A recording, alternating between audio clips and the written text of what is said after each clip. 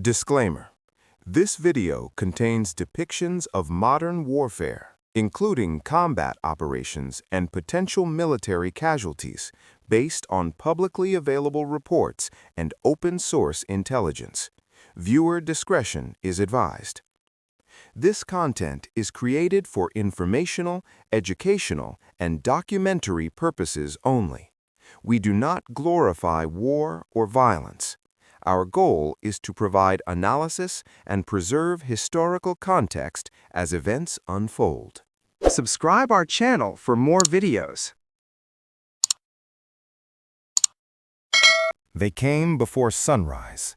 500 men, 28 armored vehicles, over 100 motorcycles and buggies screaming across open ground in the fog. The Russian command had decided this was the moment. This was the breakthrough. This was the assault that would finally crack the Ukrainian line wide open. Every single one of them was wrong. Within hours, more than 80% of the entire attacking force had been annihilated. Dozens of tanks reduced to burning metal, over 400 soldiers killed or critically wounded, and not a single Ukrainian position had been lost. What happened in the Lyman sector on that morning wasn't just a battle.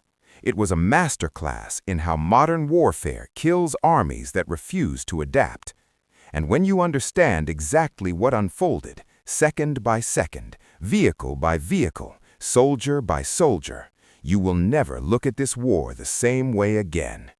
Stay with me, because this story gets darker, stranger, and more devastating with every passing minute. To understand why this assault happened at all, you first have to understand the corner the Russian military command has painted itself into. Because this wasn't a bold, confident offensive launched from a position of strength. This was desperation dressed up as strategy.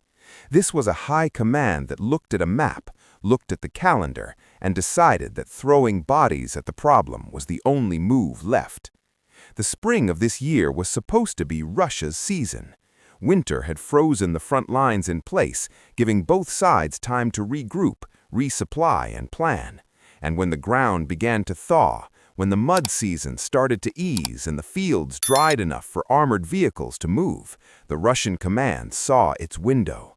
The order went out: push, push hard, push everywhere at once, and maybe, just maybe, something will break. But there was a problem with that plan, a fatal, catastrophic problem. The Ukrainians had been watching, and they had been preparing. The Lyman sector, sometimes spelled Lyman, sits in the northeastern part of the Donetsk region, and it is one of the most strategically significant pieces of terrain on the entire front line. Whoever controls Lyman controls the road network leading towards Slovyansk and Kramatorsk, the twin cities that represent the beating heart of Ukrainian logistics and defensive depth in the east. For the Russian command, cracking Lyman open would mean operational momentum, the ability to push deeper, faster, and harder than anything they had achieved in months. It would mean headlines. It would mean pressure on Kyiv. It would mean, perhaps, a chance to salvage something from a campaign that had already cost them hundreds of thousands of lives. So when the order came down to assault the Lyman sector with maximum force, the Russian units in the area prepared to comply. They had numbers, they had armor, they had the cover of early morning fog rolling across the fields and tree lines. They had what their commanders told them was a plan. What they didn't have, what they couldn't have known, was that Ukraine's 3rd Army Corps had spent weeks turning this sector into the most sophisticated killing ground on the entire front line. The 3rd Army Corps is not a unit that operates the way armies operated in the last century, or even the way armies operated 10 years ago. This is a formation built from the ground up for the realities of 21st century warfare, where the sky belongs to whoever has the best drones, and where information, real-time, constant, relentless information, is as lethal as any artillery shell. Around Lyman, the Ukrainians had constructed what military analysts now describe as a layered active defense. On the surface, this sounds like a bureaucratic term, a clinical, bloodless phrase that doesn't capture what it actually means in practice. So let me show you what it actually looked like on the ground. Picture the terrain around Lyman, rolling fields interrupted by dense forests and tree lines, river crossings that funnel vehicles onto predictable routes, villages and tree belts that offer cover, but also create choke points that, if you know where they are, become perfect killing zones. The Ukrainians knew every inch of this ground. They had mapped it, studied it, and turned it into a trap. Above the battlefield, Ukrainian aerial drones maintained near-constant surveillance. Not a single road, field, or tree line went unobserved. Below, ground-based drone operators waited with FPV kamikaze weapons, small, cheap, terrifyingly precise weapons that a single operator can guide directly into an armored vehicle's engine compartment, its ammunition storage, or through the open hatch of a tank turret. The fields themselves had been remotely mined, not by soldiers walking out under fire to plant explosives, but by specialized Ukrainian drones that dropped anti-vehicle mines across key approach routes in the dead of night, turning the ground itself into a weapon. Artillery units were pre-sighted on every likely axis of advance. Thermal cameras covered the areas where optical visibility failed.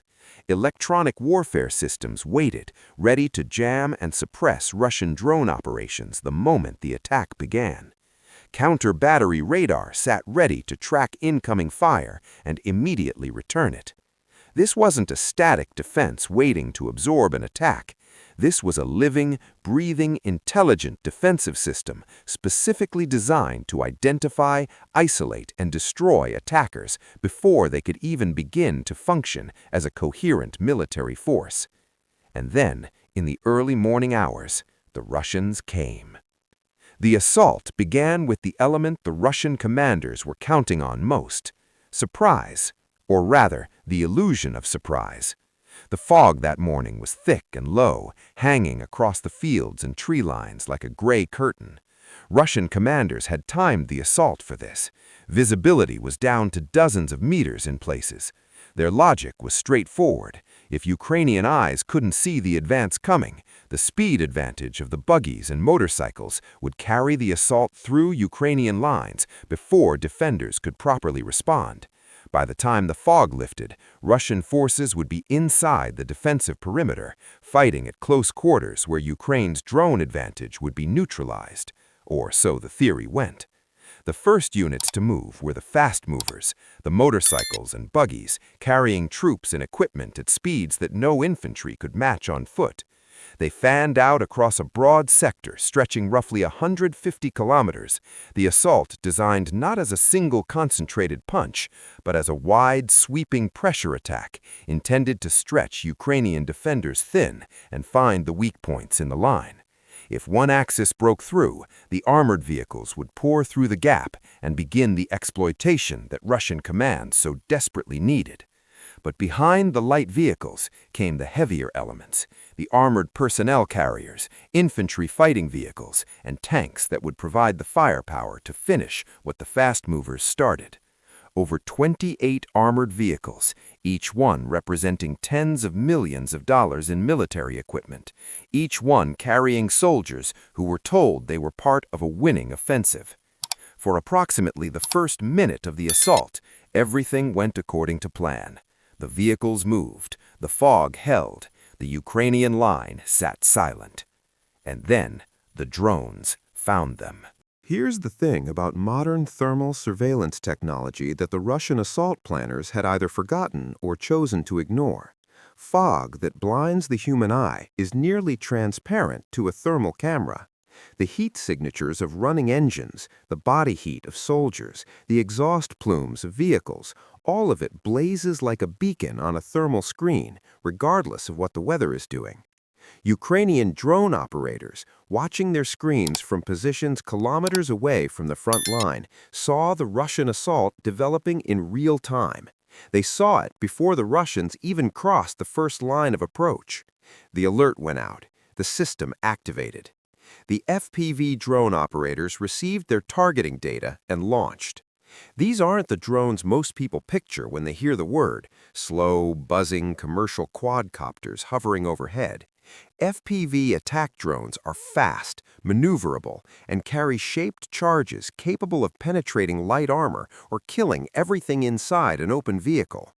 An experienced operator can guide one through the window of a building, down the hatch of a vehicle, or directly into the engine bay of a motorcycle at 60 kilometers per hour. And the Ukrainians had experienced operators, dozens of them, positioned across the sector, each one hunting. The motorcycle assault elements hit Ukrainian FPV drone coverage first. The fast movers, which were supposed to be the assault's greatest advantage, became its first catastrophe. Moving in groups across open fields, they were exactly the kind of target that FPV drone operators train for. Vehicle after vehicle was struck. Soldiers who had been told they were going to punch through the Ukrainian line never even managed to dismount from their motorcycles. They died in the fog, on the open ground, before any Ukrainian soldier had fired a single conventional weapon.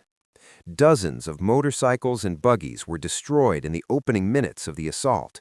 The fast movers that weren't struck immediately scattered, breaking formation and losing the coordinated timing that the entire assault depended on. Some tried to push forward individually. Some tried to find cover in the tree lines. The drone operators found them all. Meanwhile, the heavier armored column had run directly into the remotely mined fields. When the first vehicles triggered the mines, the column stopped. It had to. There was no way to know how extensive the minefield was, and driving blind through a minefield is a death sentence. But stopping in the open, with Ukrainian surveillance watching every second, was also a death sentence. The armored vehicles tried to back up, to find alternative routes, to navigate around the obstacle.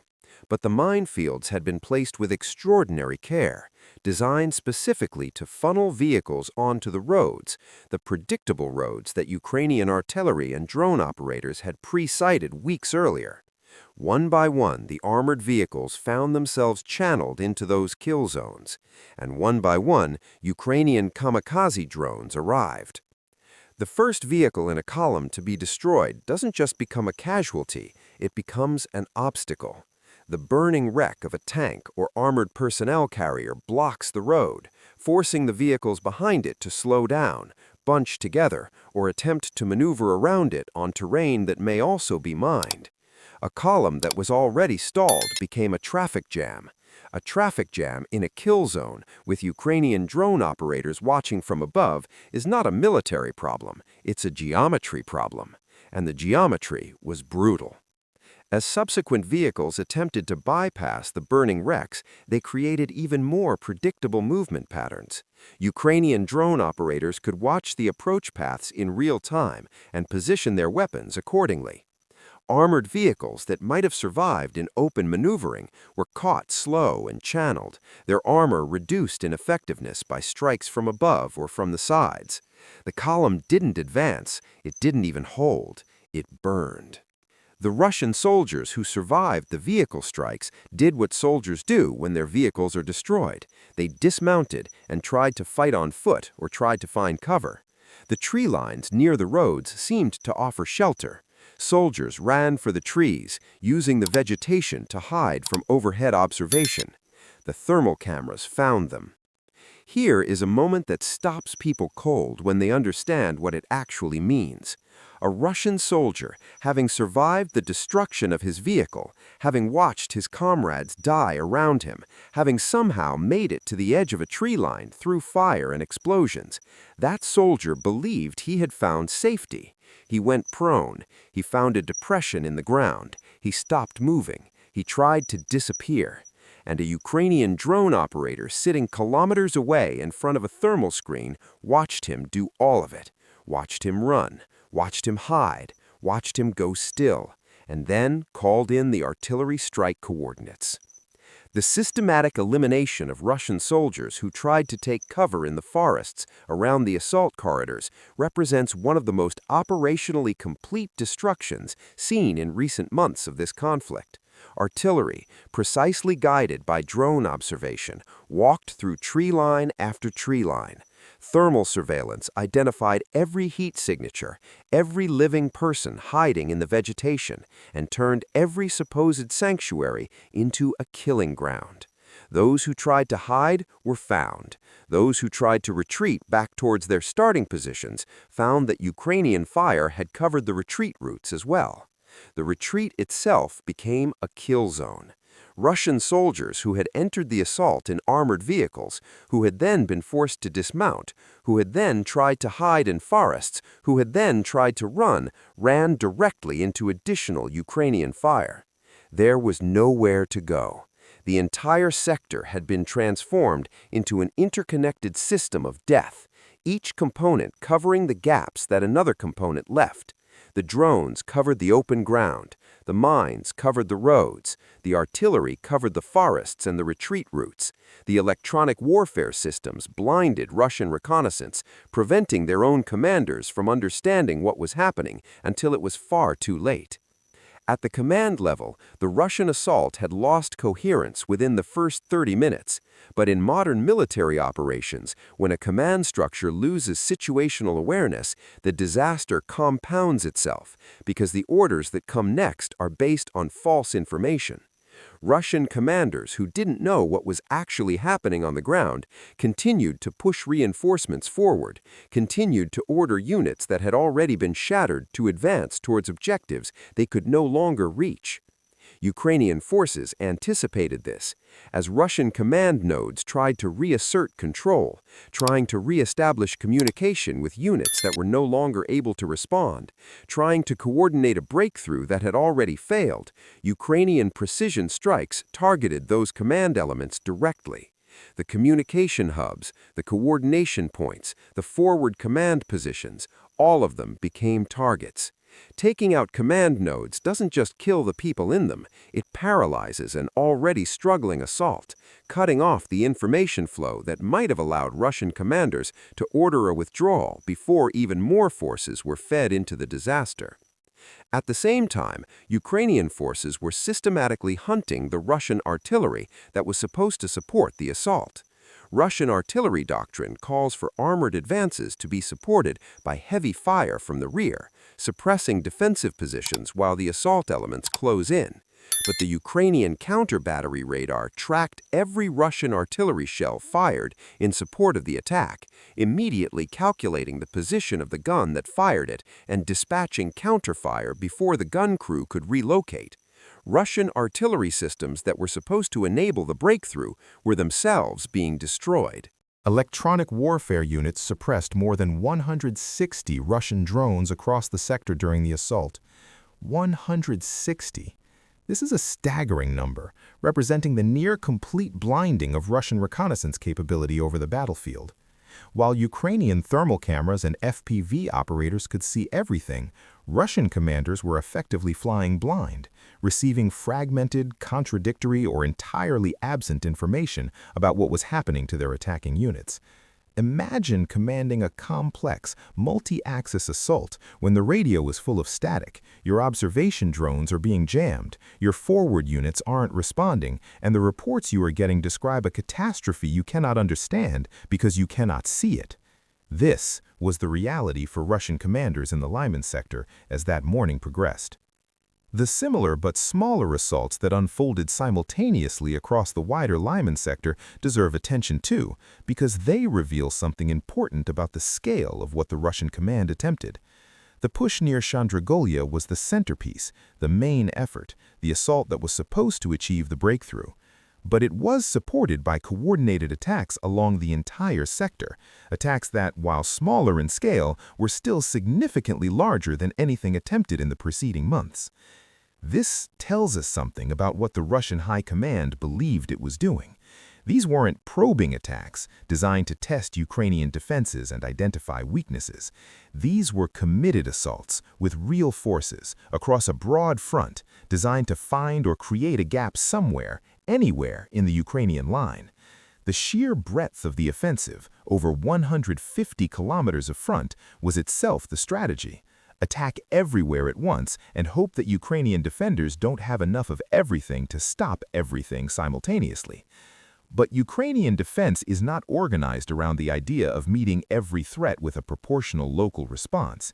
It is organized around information, around knowing what is happening everywhere across the sector in real time, and being able to concentrate fires on the most critical targets instantly without having to physically move soldiers and equipment. A Ukrainian FPV drone operator defending one part of the sector can have their weapons redirected to another part of the sector in minutes.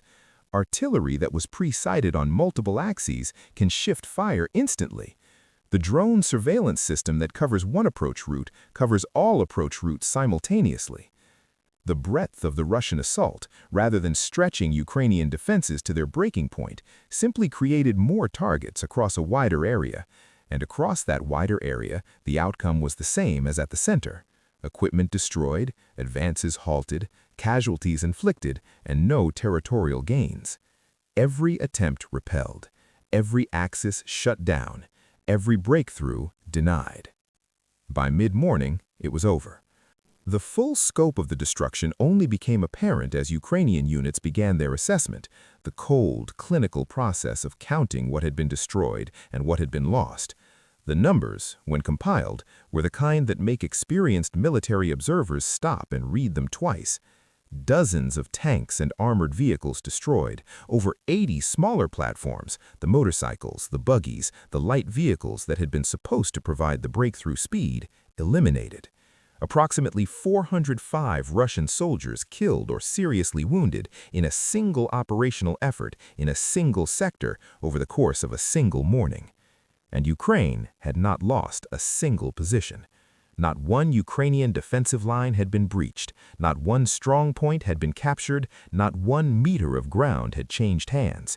The Russian assault, at enormous cost in human life and irreplaceable military equipment, had achieved precisely nothing. More than 80% of the attacking Russian units in the Lyman sector had been neutralized. This is not a metric that military planners use lightly. An attacking force that suffers 80% casualties is not merely defeated, it is destroyed. It ceases to exist as a functional military unit. The men and equipment that began the morning as a cohesive assault force ended it as burning wreckage and bodies scattered across fields, roads, and tree lines across 150 kilometers of front.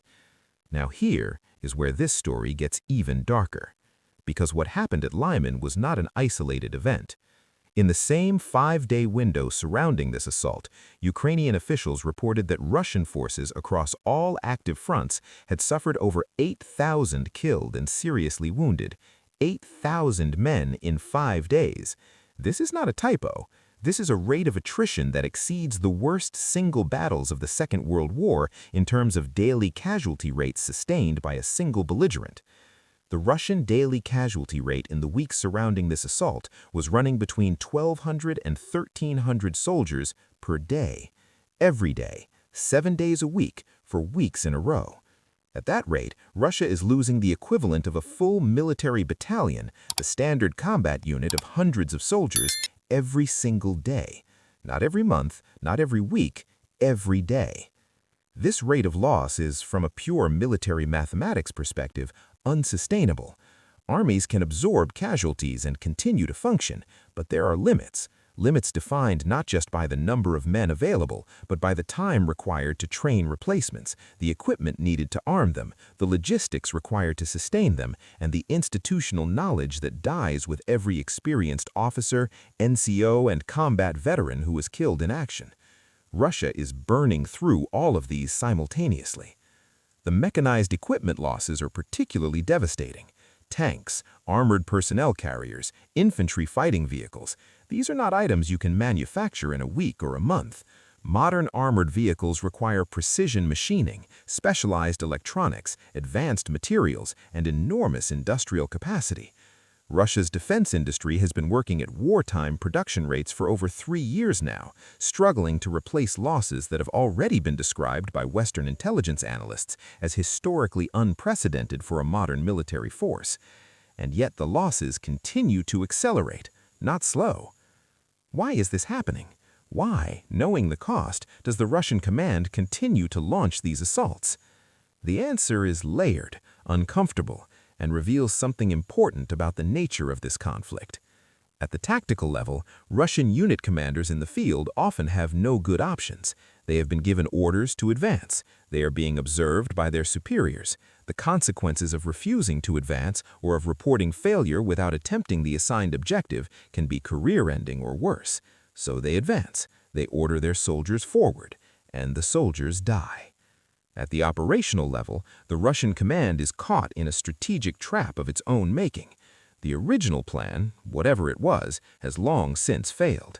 The war is now in a phase where neither side can decisively end it quickly, but both sides are under pressure to show progress. For the Russian military, the political necessity of demonstrating momentum, of being able to report advances to Moscow, of avoiding the admission that the war has stalled completely, drives decisions that any cold-eyed strategic analysis would condemn as wasteful and counterproductive. The spring offensive was supposed to demonstrate that Russia still had the capability to generate momentum. It was supposed to show that the winter pause had been used to rebuild strength, to reconstitute units, to prepare for a decisive push. Instead, it has demonstrated at catastrophic cost in human life and irreplaceable military equipment that the fundamental problems facing the Russian military, command rigidity, poor combined arms coordination, inadequate adaptation to drone warfare, and the extraordinary effectiveness of Ukrainian active defense have not been solved. They have been confirmed. And so the assaults continue, because stopping is also, in a different way, a form of failure. And in the political environment surrounding this war, failure is not an option that those in command can afford to acknowledge. But let's turn from the commanders to the soldiers, because behind every number in a casualty report is a human being. Behind every destroyed vehicle is a crew. Behind every eliminated assault group is a group of men who, whatever their politics, whatever the justice or injustice of the cause they were sent to fight for, left somewhere and never came back. The soldiers sent into the Lyman assault came from across the Russian military system. Some were professional soldiers who had been in the military for years. Some were conscripts, young men assigned to units without their full consent, with training that was often measured in weeks rather than months. Some were contract soldiers, drawn into service by financial incentives in a country where wartime signing bonuses represented years of civilian wages. Some were convicts who had been offered reduced sentences in exchange for military service and sent to units that served as assault cannon fodder. What they shared in the final hours of their lives was the experience of being sent forward in an assault that their command had fundamentally misread against a defensive system that their command had fundamentally underestimated, in a war that their command had fundamentally mismanaged from the very beginning. They drove their motorcycles into fog-covered fields and met FPV drones. They ran for the cover of forests and met artillery called in by thermal cameras. They tried to retreat and found the roads already zeroed. They were not killed by some abstract force or statistical outcome. They were killed by a Ukrainian defensive system that had been carefully, deliberately, and expertly designed to kill them. This is the true cost of what military planners call operational failure. It is not a line in a report. It is 405 people, dead or catastrophically wounded, in a single morning, in a single sector, having gained nothing. On the Ukrainian side, the morning's outcome brought something more complicated than simple triumph. The soldiers who operated the drones, who guided the FPV weapons, who called in the artillery, who maintained the electronic warfare systems, they know what they did. They are not naive about it. They have been fighting this war for years, many of them.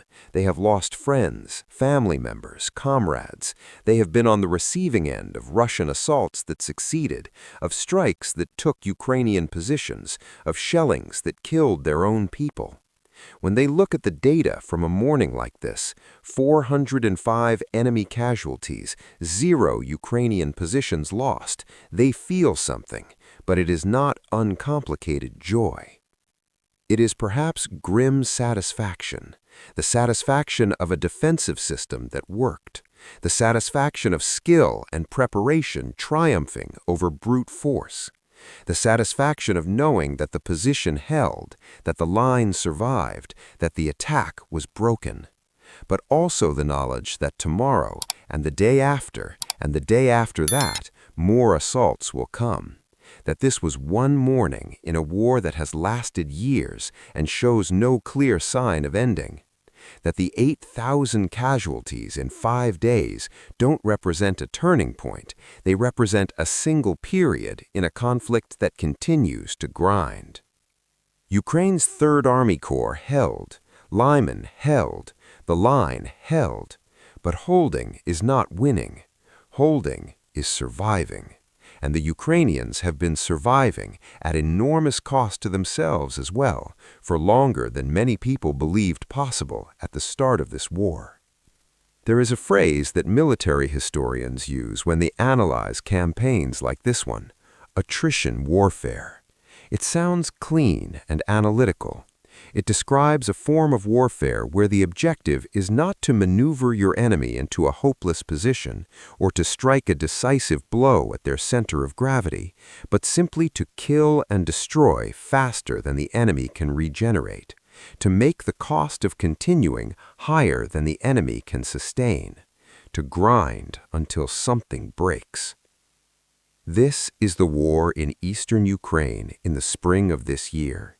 It is attrition warfare on a scale not seen in Europe since the battles of the Second World War, since the grinding campaigns on the Eastern Front where Soviet and German armies consumed entire generations of men in battles over the same ground, back and forth, month after month.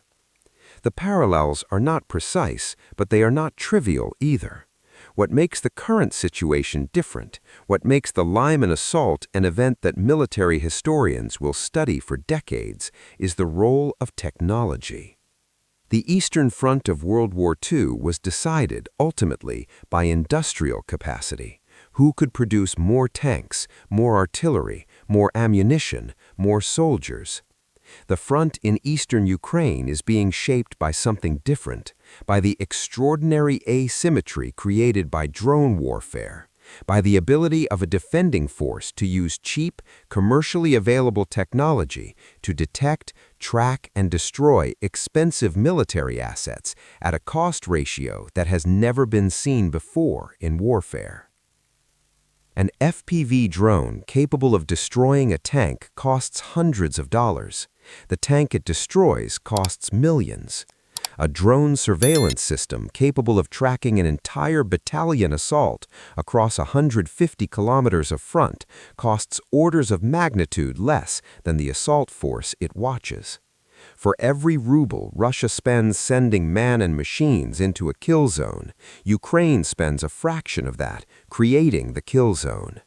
This cost asymmetry, compounded across months and years of sustained combat, is slowly but relentlessly shifting the material balance of the war. The broader implications of the Lyman assault reach far beyond the sector itself. In military terms, a failed offensive of this scale has consequences that ripple outward in time and space. The units that participated in the assault and were destroyed must be replaced. Replacement that takes time, training, and resources that are drawn from other sectors. The loss of armored vehicles and heavy equipment creates gaps in Russian force structure that affect the ability to conduct operations elsewhere. The loss of experienced officers and NCOs, the backbone of any military organization, degrades the institutional knowledge of surviving units in ways that don't show up immediately in statistics, but profoundly affect combat effectiveness. At the same time, the Ukrainian success at Lyman creates momentum and institutional learning of its own. The drone operators, artillery coordinators, and intelligence analysts who executed the defense of the Lyman sector have learned things from this battle that will be applied tomorrow, next week, next month. The techniques that worked, The specific coordination between aerial surveillance, FPV strikes, remote mining, and precision artillery will be refined, documented, and shared with other units across the front. Every successful defense teaches the Ukrainian military something. Every failed Russian assault teaches the Russian military something too, of course. But the lessons have been available for years, and the ability to implement them appears limited by structural and doctrinal problems that the Russian military has so far been unable to overcome. In the weeks surrounding the Lyman assault, Russian forces were losing an average of 1,200 to 1,300 soldiers every single day. Let that sink in for a moment. Not just the number itself, but what it means in terms of human time, human training, human potential. Each one of those soldiers was trained for weeks, months, sometimes years. Each one was equipped, transported to the front, assigned to a unit, briefed on objectives. Each one represents an enormous investment of military resources, and each one, in the current phase of this conflict, is being destroyed at a rate that the Russian defense industry and recruitment system struggles to match. The equipment losses are even harder to replace. Russia entered this war with one of the largest armored vehicle inventories in the world, much of it inherited from the Soviet Union and updated to varying degrees over the decades. Those Soviet-era reserves, the T-62s, the T-64s, the older T-72 variants pulled from storage facilities, have been progressively degraded over 3 years of fighting.